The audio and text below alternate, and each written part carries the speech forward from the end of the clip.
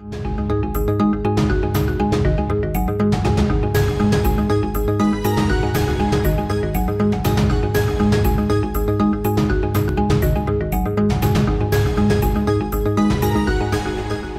हैं international news की जानिब।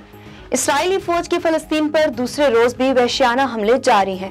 ताजा तरीन कार्रवाई में 6 बच्चे शहीद हो गए, जिसके बाद शहादतों की तादाद 24 तक जा पहुंची। इस्राएल की जानिब से फायर किए गए रॉकेट शुमाली गाजा के जबालिया कस्बे में गिरे, जिससे 5 घरों में बमबारी के बाद धमाके हुए। 6 बच्चे और 2 खवातीन शहीद हो गए। रूस ने यूक्रेन में फिजाई हमलों के दौरान दर्जनों गैर मुल्की जंगजुओं और यूक्रेनी फौजियों को हलाक करने का दावा कर दिया।